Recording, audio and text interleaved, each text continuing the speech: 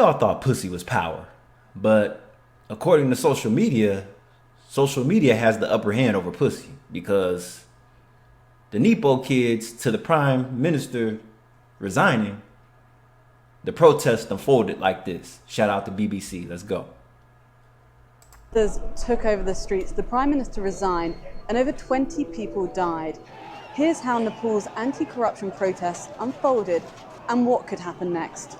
Anger over corruption was building for weeks, and pictures were being shared online of the lavish lives of some of the children of Nepal's politicians under the hashtag Nepo babies.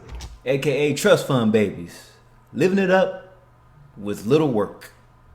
Or at least they'll see that when they get older. But yeah, it's like they tried to ban 26 social media platforms. I don't know if YouTube was included in that, but they included WhatsApp and probably Telegram and several others. But nobody's gonna be able to pass a ban on social media. At least not right now. Because they already tried that with TikTok in the United States. That just wasn't gonna happen. You know, these millennials and these Gen Zers are not gonna allow that because a lot of people profit off of these platforms. And a lot of times it's their lifeline too. But it shouldn't get to the point to where 25 people lost their lives. But it was in fact a ban on a number of social media platforms, including Instagram and Facebook, that sparked people to turn out on the streets of Kathmandu. Protests started here outside Nepal's parliament building, but they soon turned violent.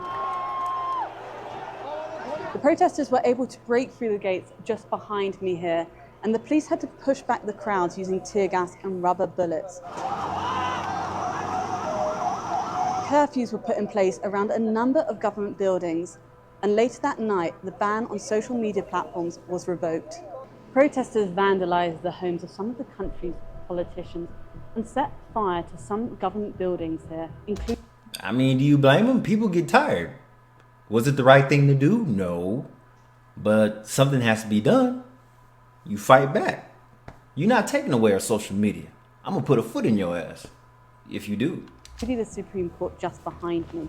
Several more people died, and the country's Prime Minister, KP Oli, was forced to resign. Later that evening, hundreds of inmates were able to break out of 2 prisons here in Kathmandu. The military were deployed onto the streets, and the army chief said that if the protest did not... They burned up all those vehicles. That's what's left over. Engine parts from vehicles. Crazy. ...stop, it would have to take control. So the question now is who will lead Nepal? The country is currently without a prime minister or a government. So many are watching very closely the ongoing talks between the Gen Z leaders who started the protest here on the streets of Kathmandu and the army who appear to have some form of control. Took over the...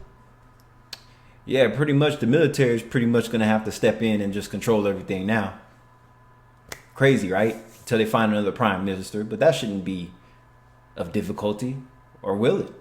We'll find out. This is Kylie Vale. I'll catch you in the next video. Peace.